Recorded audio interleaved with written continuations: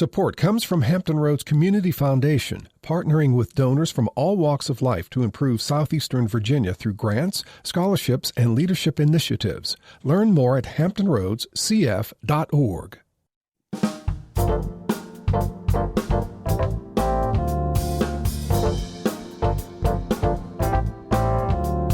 Hello, everyone. I'm Barbara Hamley. I, like many of you listening today, was a child during the turbulent 50s and 60s, when the fight for civil rights of African Americans was front and center, when people took to the streets in protest, when leaders who believed in equal rights for all were assassinated. But what if your parents were friends with civil rights activists like Dr. Martin Luther King, Rosa Parks, and other freedom fighters? Up next on Another View, the story of one woman who lived this history and is now passing her family legacy on. Stay tuned. Another View will be right back after this national, regional, and local news from NPR and WHRO News.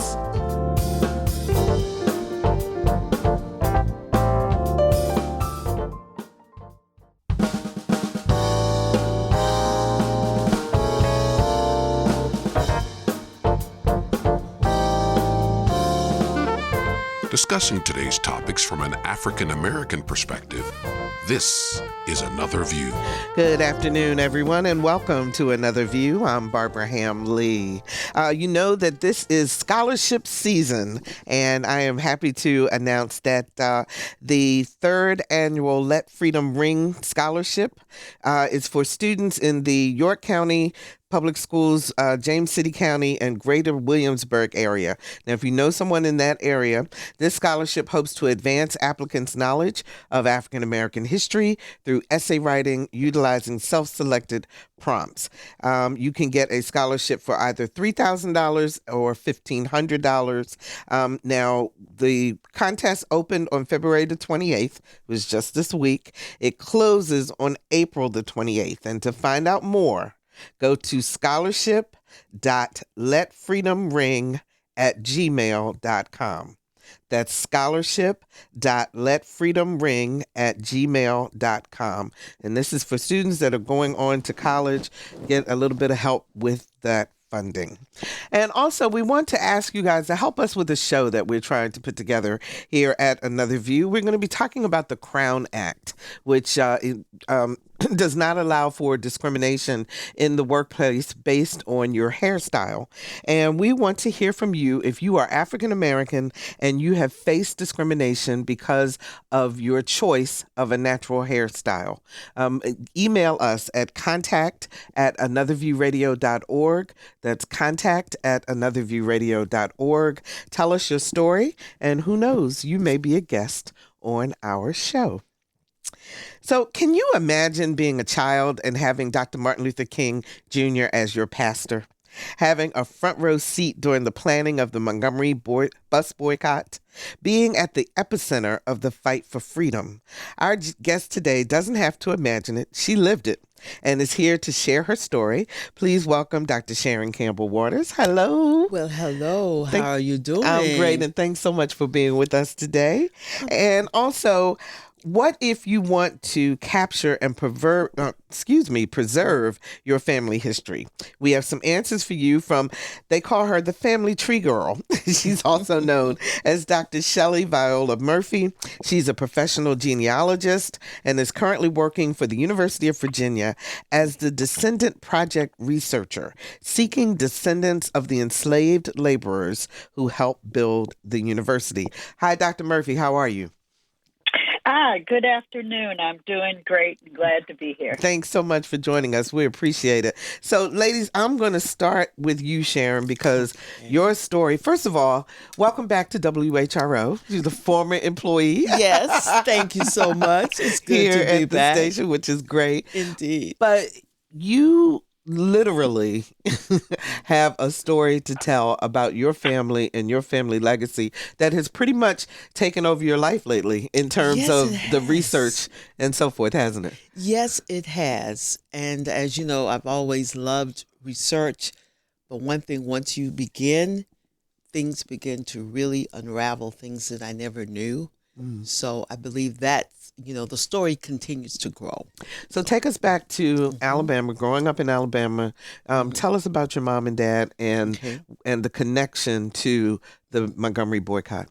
Okay, well, my mother, who's from Portsmouth, she graduated from North Carolina College at the time, North Carolina Central now. And she decided that she wanted to do something different. So she came to Montgomery, Alabama. No one knew why. It was 800 miles away, but she had heard the Reverend Vernon Johns at her baccalaureate when she graduated from NCC. And she says, she knew that, he hadn't started preaching the word Dexter yet, but he came later. He was the 19th pastor of Dexter.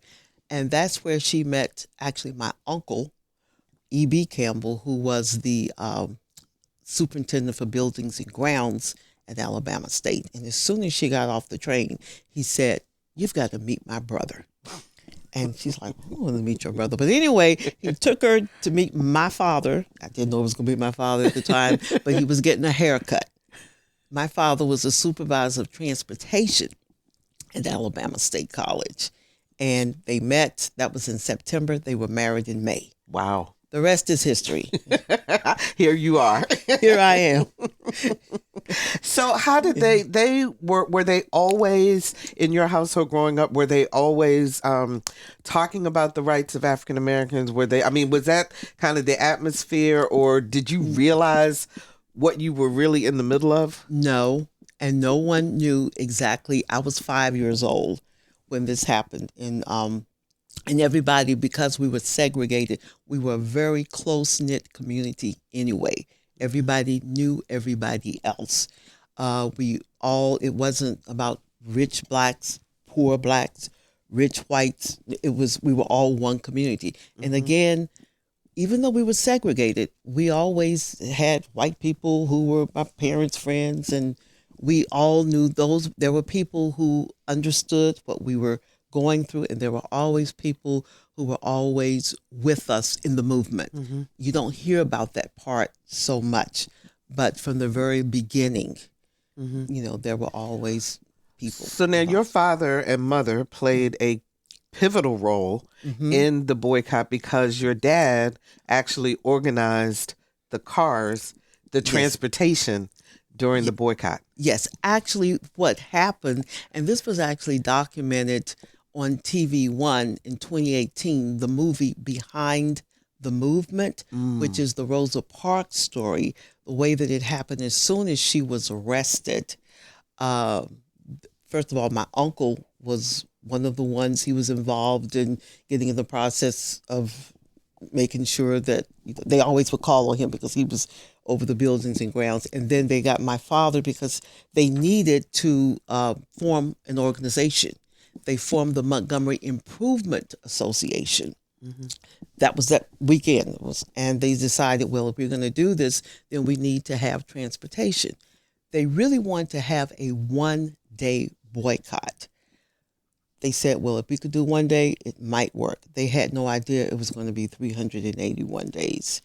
Because as a matter of fact, she was arrested on a Friday. She was arrested on a Friday, right. And the boycott was scheduled for Monday. It was scheduled. So they put all this together over the weekend. All this together.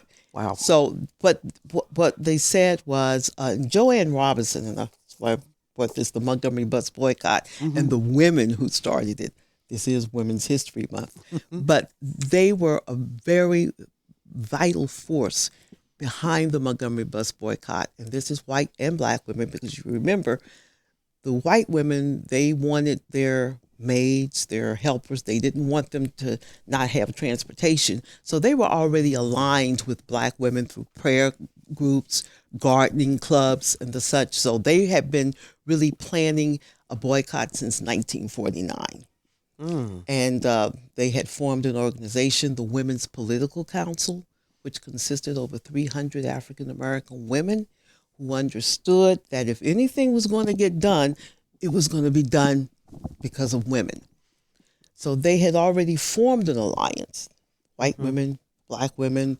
And then when this particular, when the actual boycott happened, this was the perfect time. And I believe this is when, Rosa Parks, who of course she had was also involved in the Women's Political Council. So it was just a perfect storm. So yes, it was one weekend. They had to arrange everything. So they needed to then say, okay, we need to pick up people because nobody is going to walk to work. And that's when my father came in. And as a matter of fact, your mother said he'll do it. Right. Okay. So you saw it. He'll do it. Yes. And Mrs. Robinson, she was the type of person, she was the one that ran off the $50,000 pamphlets that went out. What they did, they also got the Joe Asbell, who was the editor of the Montgomery Advertiser. They got him to print it.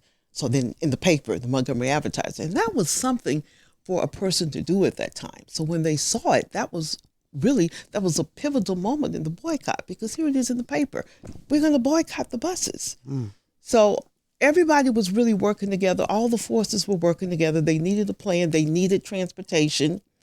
And my grandfather was friends of the owner of the Chevrolet and Oldsmobile dealerships. And they had gone to Dodge, I believe, Chrysler, and a couple of others, Ford. They said no, they didn't want to get involved. So my grandfather told his friends, say, my son's coming over there. Whatever he asks you, you do it. And my father said, we need 12 station wagons. And this is that letter. I think I showed you that. Yeah. And the station wagons were, let's see, how many, for 12 units, $25,000.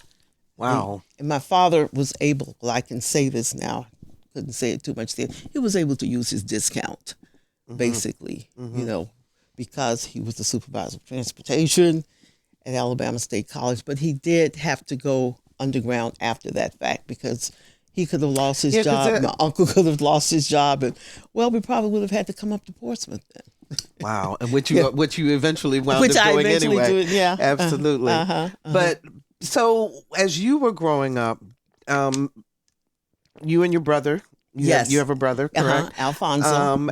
I mean, were you guys also involved in, did you see people walking up and down the streets? I mean, what was I'm trying to get your bird's eye view from a child's perspective. From a child's perspective, I don't even think it dawned on us what was happening until one of those nights, Reverend King's house was bombed. I think that's been, discussed pretty much. His house was bombed. We didn't live that far from him. Around the corner from us was Reverend Abernathy's house, and it shook our house. Wow. And I believe that's when we realized, oh, something's going on. But before then, no, it was just a regular day in the life of. So moved. You and your mom moved here. She became a librarian at Hampton. Your dad came a year later. He became the dean of men, which assistant dean of men. He was assistant dean of men at Hampton. Yes, at Hampton, and you all made a home here in the '60s. But when did you realize that you had a plethora of memorabilia and artifacts from the boycott? When did you discover that? Well, I didn't realize it really until much later. My mother was a librarian.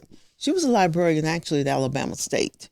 And she and three others, they compiled the actual scrapbook that is now still in the Montgomery County archives of everything that took place. Every day, everything that took place, it was there. She also assisted Dr. King when he first came to Montgomery. He did not yet have his doctorate. He was working on it. She helped him with, the dissertation right there but again, no one is thinking, well, he's going to be famous one day, Right. And also there was a wide age discrepancy. My father was about 25 years older than Martin Luther King. So they weren't in the same generation. So he would come out to we owned land in Wall, Alabama, which of course was the home of the Alexander Carter plantation. But he learned a lot there. Come out there to St. James Baptist Church. He actually preached one of the eulogy for one of our friends who was also involved on the plantation. So it was, I think he looked to them more as people, who understood more about the area, but they weren't in the same generation. So again, at my age, I didn't really start thinking about it until after I had moved up here, really, when I was 12, 13 and up. So when you realized who was hanging out at your house, the impact that those people had, did you just start asking your mother a lot of questions at that point, or? Well, it was, and he didn't really come to our house per se, again, because there was, that age, but he was always around. Around. I mean, because we attended his Sunday school, so we were all in Montgomery. Everybody was basically in our own little group, but we knew who he was. It wasn't until much later that it dawned on me. And I do remember one time when I was 10, and he came to the Hamptons Ministers Conference. I'll never forget this time. And I saw him. I was with my grandmother. And I said, "Oh, there's Reverend King." She said, "Well, go speak to him." I said, "Well, he's speaking to a lot of, men and everything." She said, "Oh, go and speak to him." So I did go over. And I remember he looked at me and he was like, "Oh, Sharon." And he got on my level, and we just talked. And I thought that was the type of person that he was, too. He was personable and he was young, because he was 39 years old when he was assassinated. But your Rosa Parks was friend. Your parents and Rosa Parks were friends. Well, yes, they knew her very well. Yes, okay. Rosa and Parks Reverend was a seamstress. Yeah, and, but we were all right, and I would say friends. Not that they would go to do the same things, but sure, we knew Mrs. Parks. My parents knew her very well. Everybody in the city knew her. Plus, she was an activist. And there were a lot of people, most of the people in Montgomery, most of the Black people in Montgomery at the time, we collaborated with what was happening, and we knew what was happening. But they left a lot of things maybe unsaid, unspoken for the children. They didn't want us for whatever reason. But all of the children, we were just having fun, basically. But I still was not aware of what was happening. And it still takes me time now when I look at it. I'm going like, wow, this really happened in my lifetime. So you have recently auctioned off some of the artifacts from that time. Yes. Tell me what you discovered or what you found first, and then what things were you able to auction off? Well, first of all, I didn't know anything about the auction process. Started right here at WHRO is with the Antique Roadshow when I had a couple of Stride Toward Freedom books, and they were actually saying, "Oh, okay, this could be valued at this and this." And these were actually autographed by Dr. King. Yes, Okay. they were autographed by him. The book cost $2.95, and he autographed a lot of the books. And my mother, because, again, she was a librarian, she has over 60 books right now, all autographed. She would always tell me, and I'll tell everybody else, if you ever buy a book, make sure you get the author to autograph the book. Because you never know. They give book signings all the time. But so basically that is, how, so as far as auctioning, I was approached by, actually, it was Nancy Alberts of Moving On Services.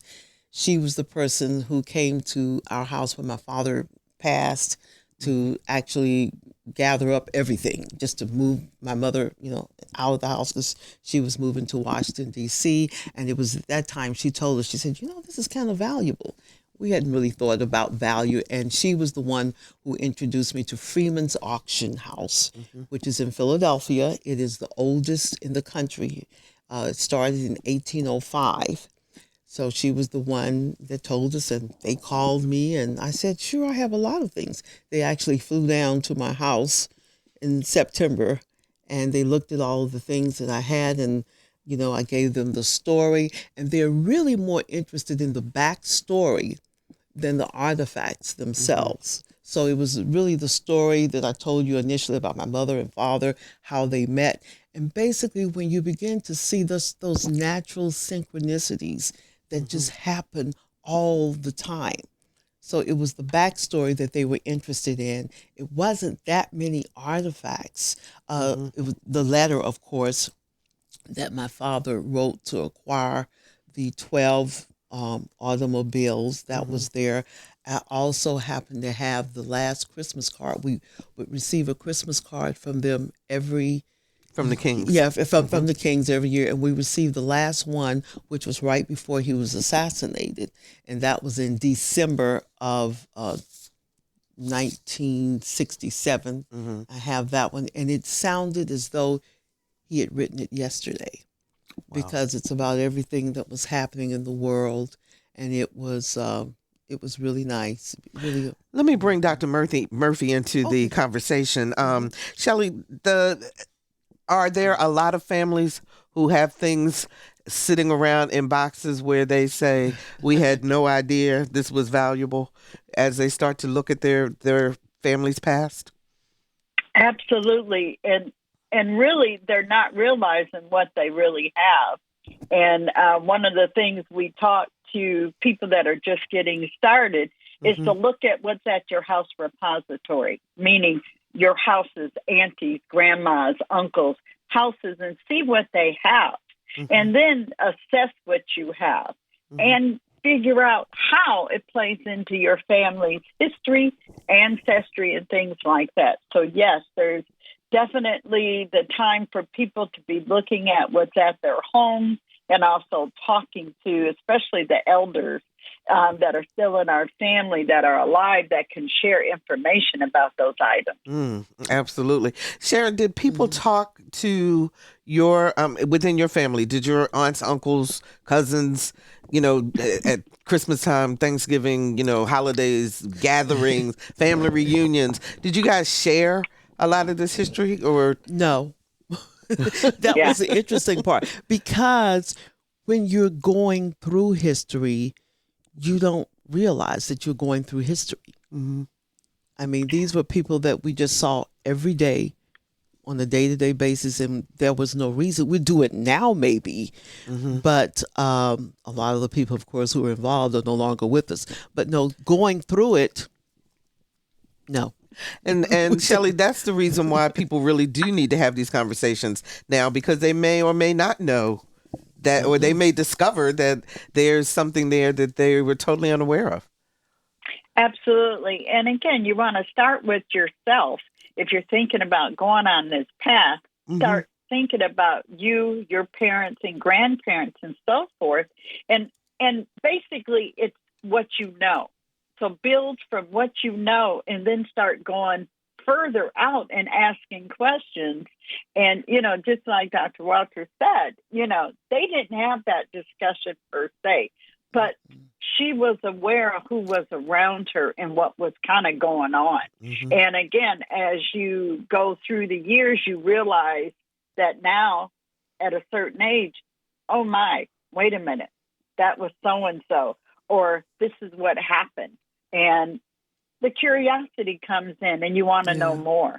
So definitely start talking within the family now before it's too late and someone passes on and you miss some opportunity. Absolutely. I'm fortunate enough that my mother is still with us and she's 92. I'm still asking questions. And you're still talking to her about what happened. Absolutely. Yes. So, Sharon, you also found, your brother, I believe, found a document that from the plantation where a lot of your family were enslaved. And one thing that just struck me as I was reading up, doing the background, so you had I believe it was your great grandfather and your great grandparents, both, or your great grandparents. Yeah, on both sides. Not on my mother's side, but on both sides of my paternal great grandparents and my grandmother's parents. They were all enslaved, and they never ever mentioned it. I just found out in 2017 when this document was posted online, and my brother happened to read it.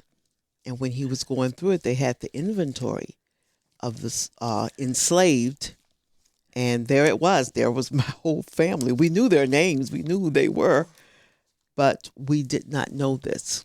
And there was one, your great grandfather, I guess, Peyton. Peyton. Yes, that's my Peyton great grandfather. was worth $900. Mm-hmm.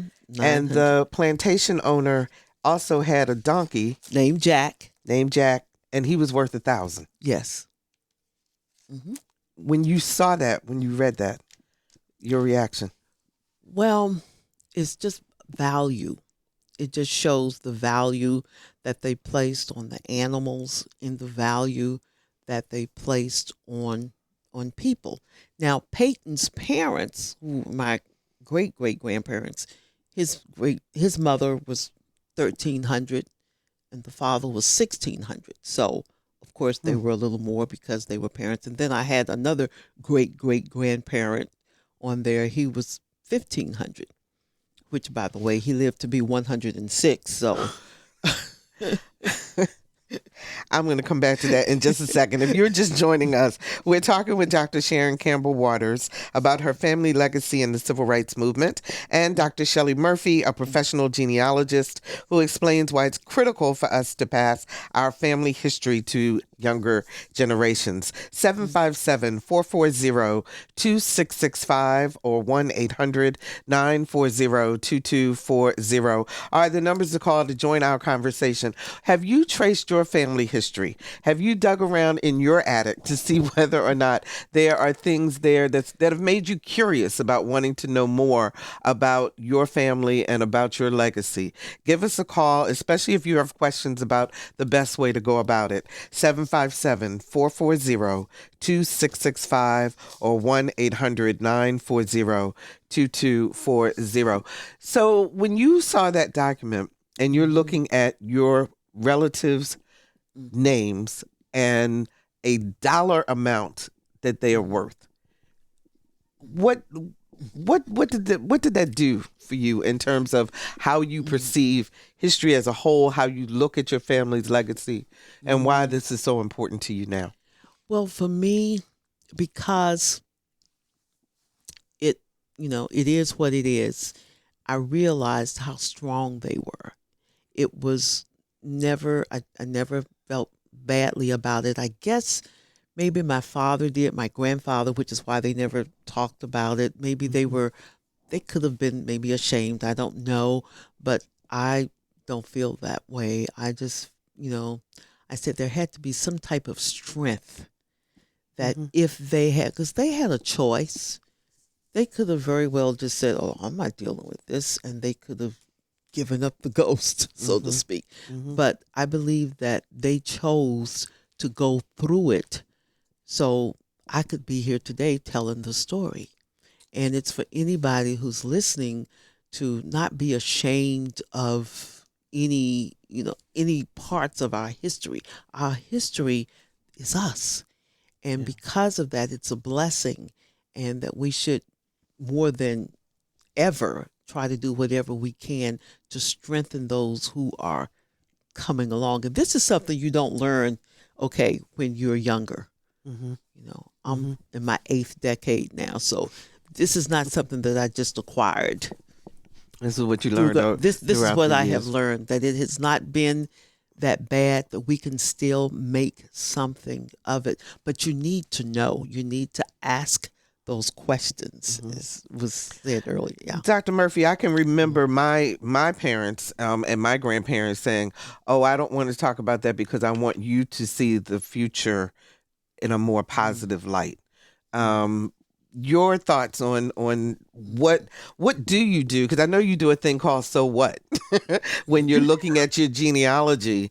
When you run across something that is painful, how should you process it? How do you handle it? Well, number one, if you're working within the family, you all should have a discussion on that, because there could be things that come up that you might not be prepared for, or things that come back, seeing those documents and things like that. But remember why we're doing this.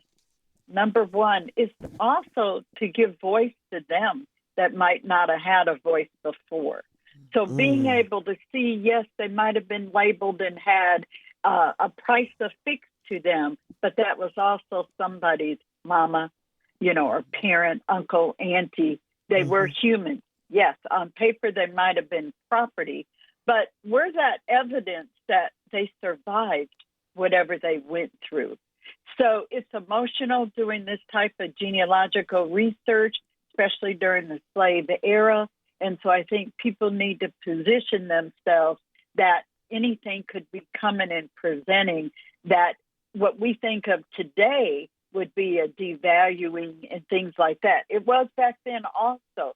But the fact that we know it's coming or we're going to see similar things, the violence, we understand. This is all about money. The violence came with that.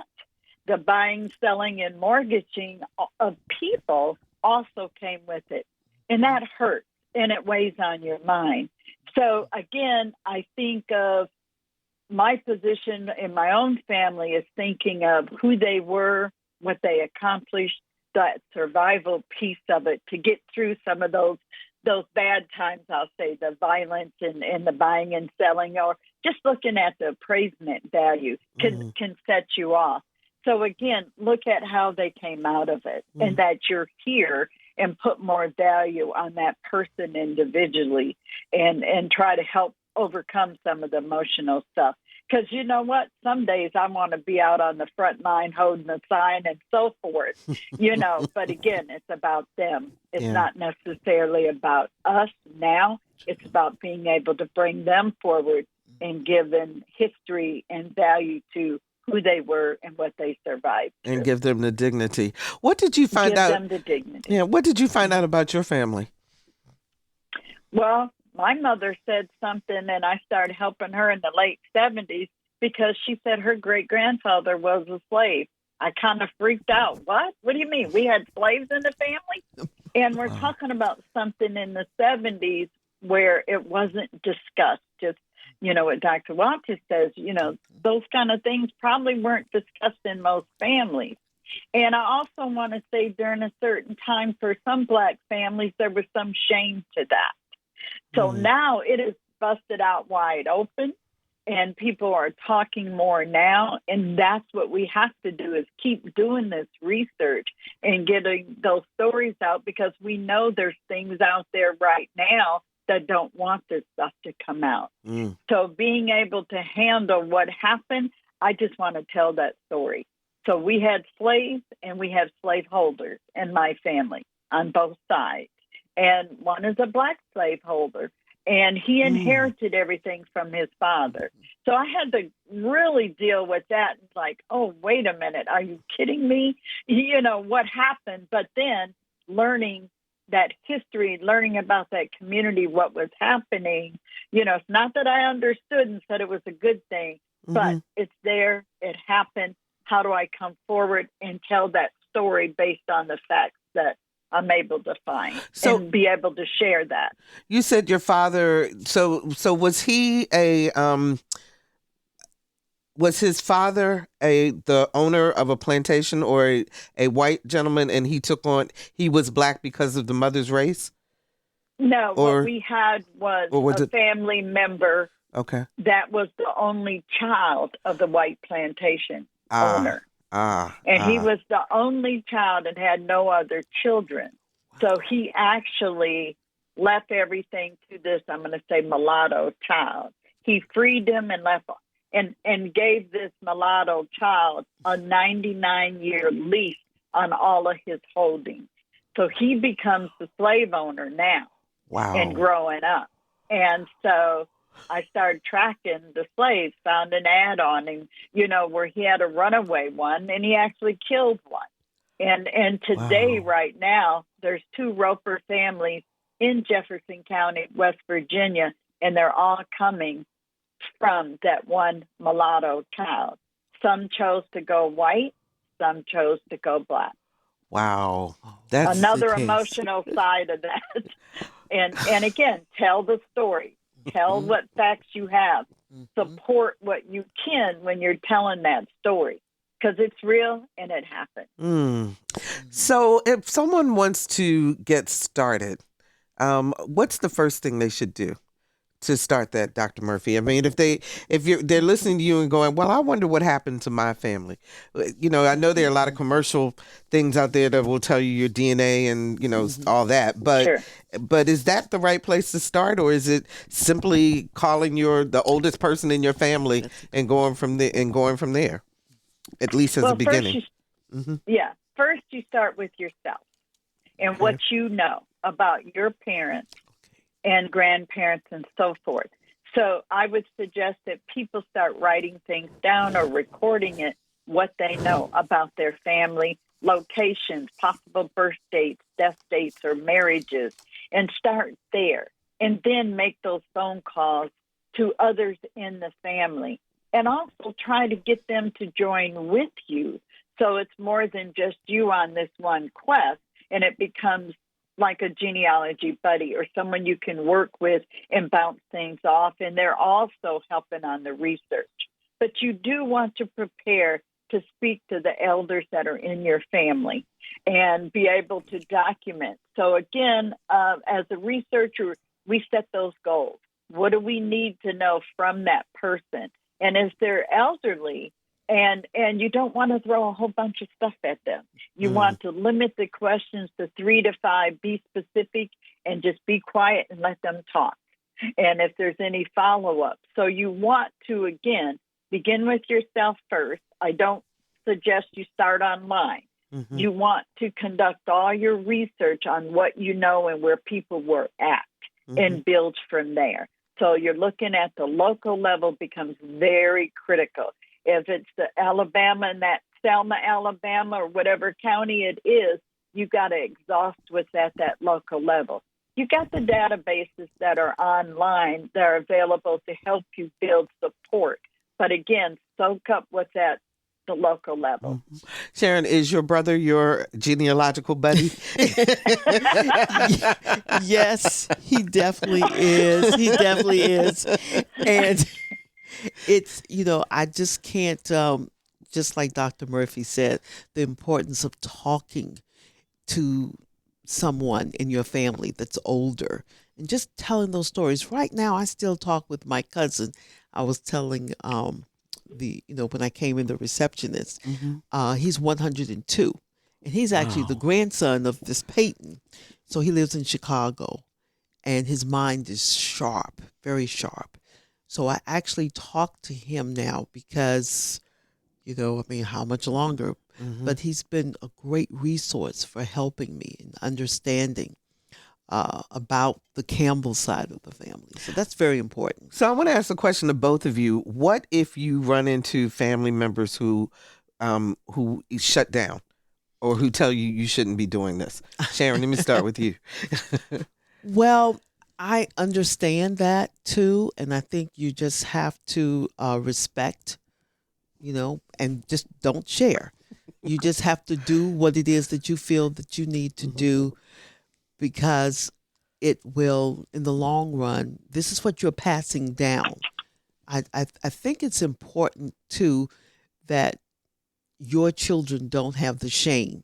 Unfortunately, for whatever reason, my grandfather did not want to share with us his story, then I, can't really judge that. But I would want my children and their children to know that it was okay.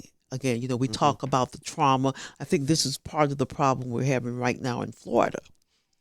Well, we don't want the, we don't want them to understand what they did. We don't want to hear about the slavery thing because they'll be traumatized. Well, I think probably my ancestors were really traumatized.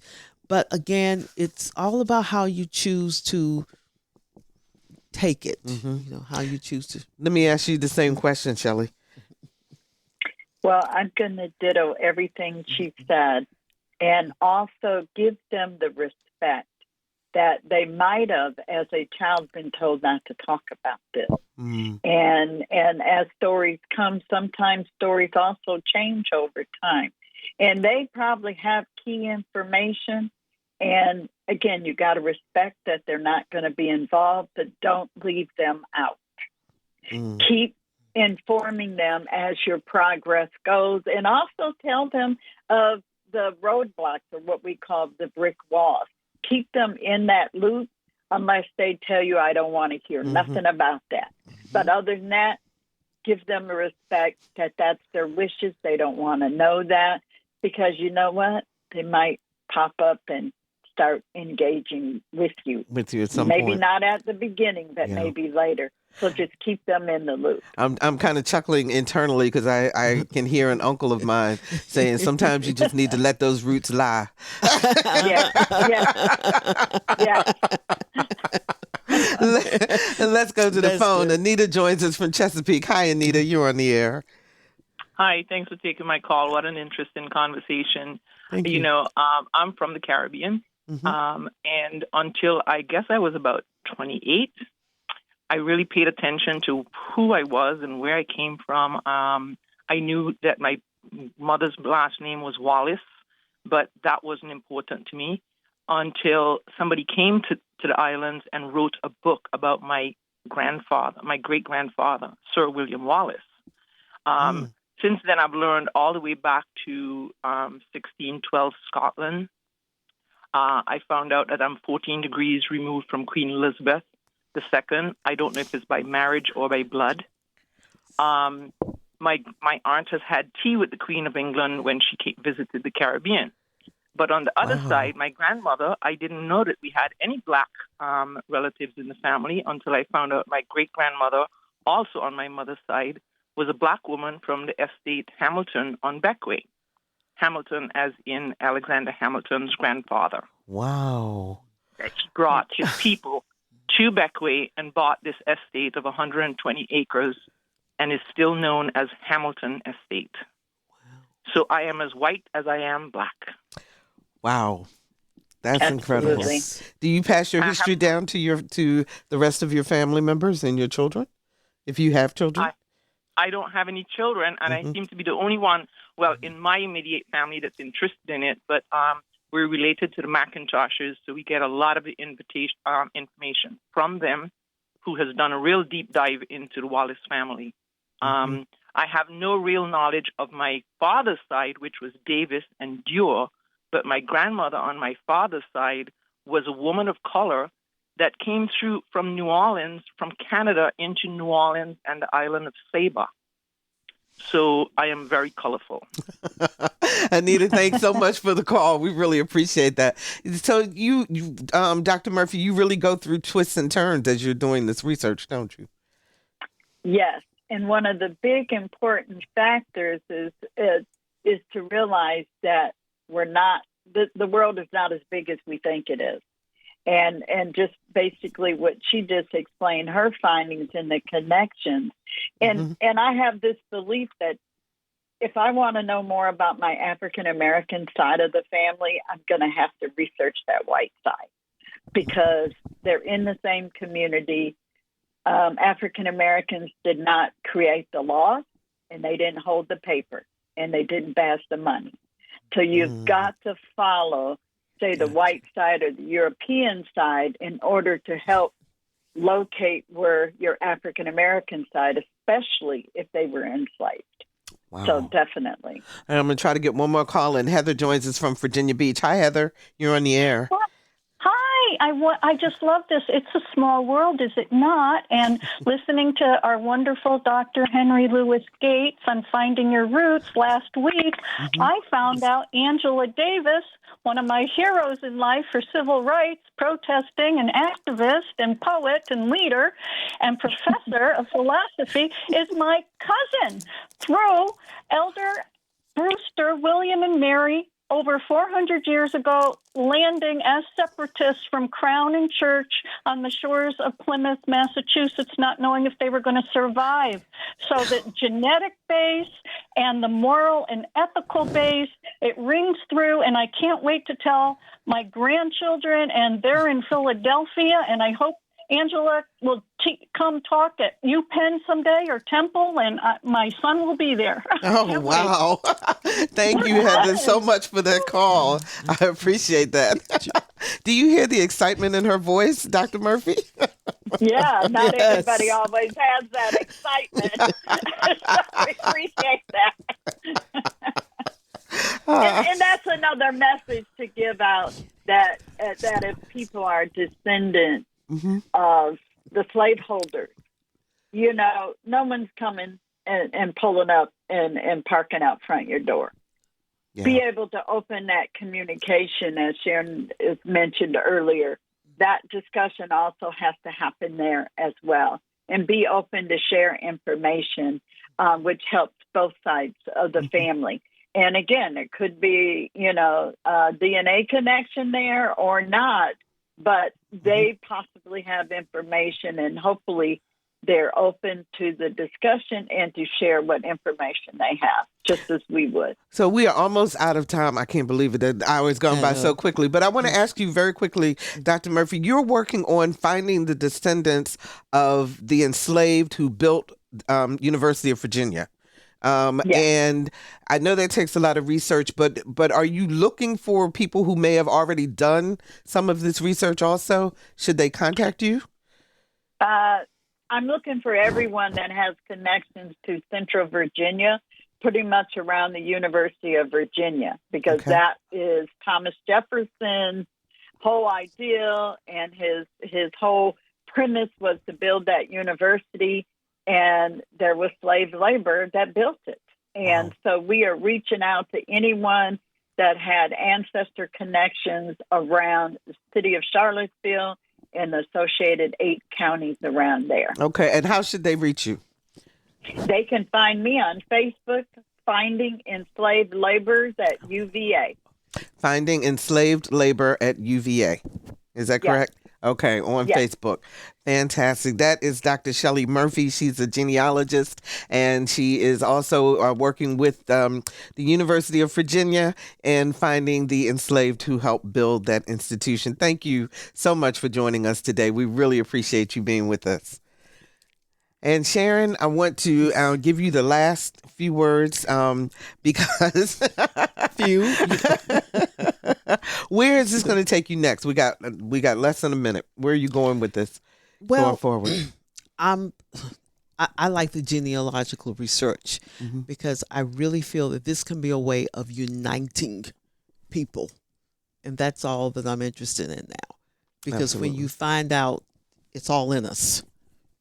And the items that you auctioned off are now in a trust for the family? Is that? Yes, everything goes to the trust again, so that eventually we'll be able to share with others. And so not only knowing your history, but also increasing the legacy of the family and letting it carry on. Yes. That's heritage. That's fantastic. And anybody can do it, by the way. Absolutely. Anybody can do it. Anybody can Thank you so much, Dr. Sharon Waters. Thank you. And we really appreciate you sharing your story. And we'll be right back. Oh, freedom. Oh, freedom over me. And before I'll be a slave, I'll be buried in my grave and go home to my Lord and be free. And welcome back. So who doesn't love a drum line? Well, you're about to meet an amazing group of talented musicians who make up the Shark City Drum Corps. Our Lisa Godley introduces us to the founder and leader of the group, Frederick Dixon, who not only teaches students of all ages how to play the drums, but prepares them to play in public. But it's more than just making music. They've won multiple awards, and some have used their skills to obtain full ride scholarships to college. What started out as an experiment 4 years ago with just 4 kids has rapped, tapped, and stepped its way into a league that's capturing national acclaim. Meet the Shark City Drum Corps.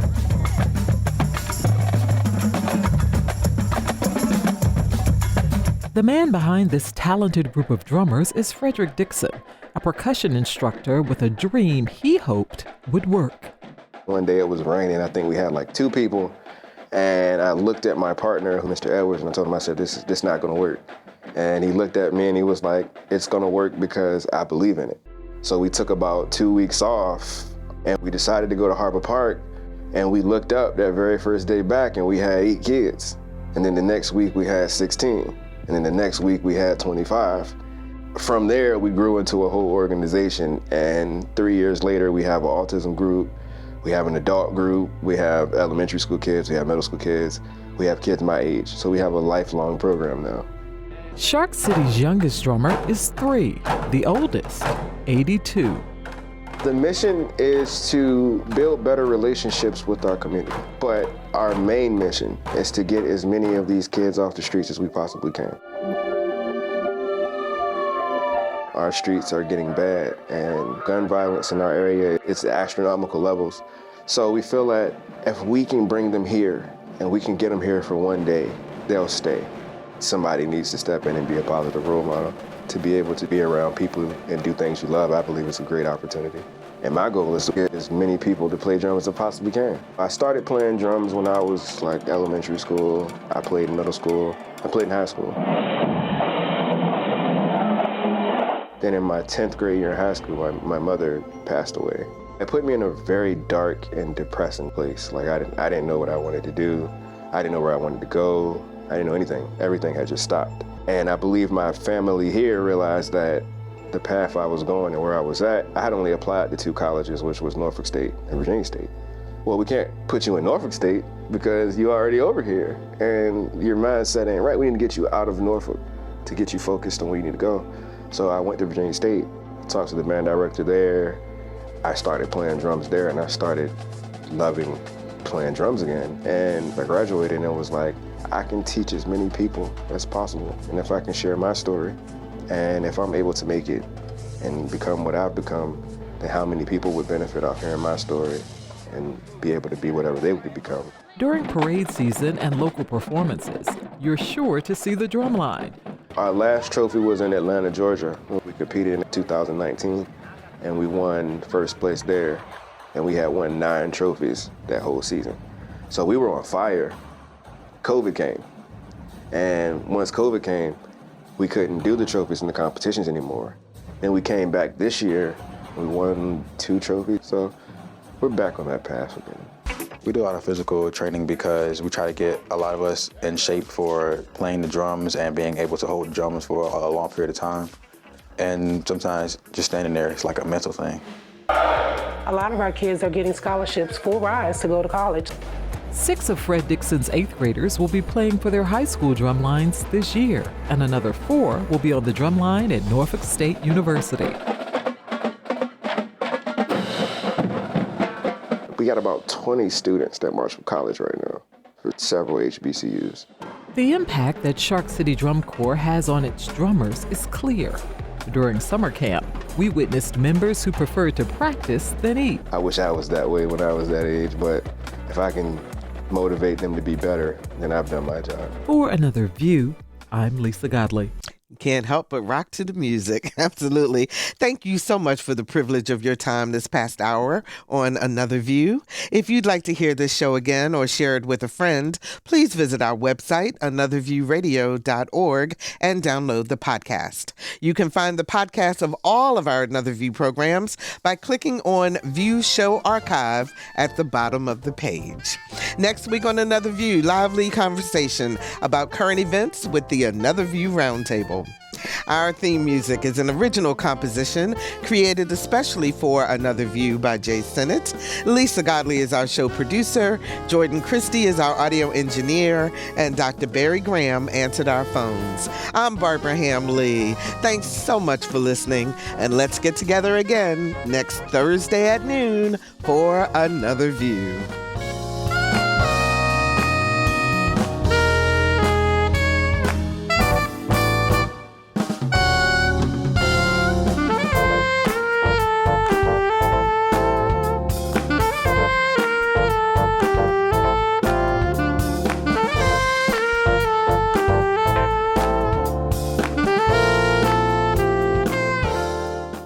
Support comes from Hampton Roads Community Foundation, carrying out your charitable wishes forever, whether it's helping shelter animals, feeding the homeless, enhancing the arts, or supporting students.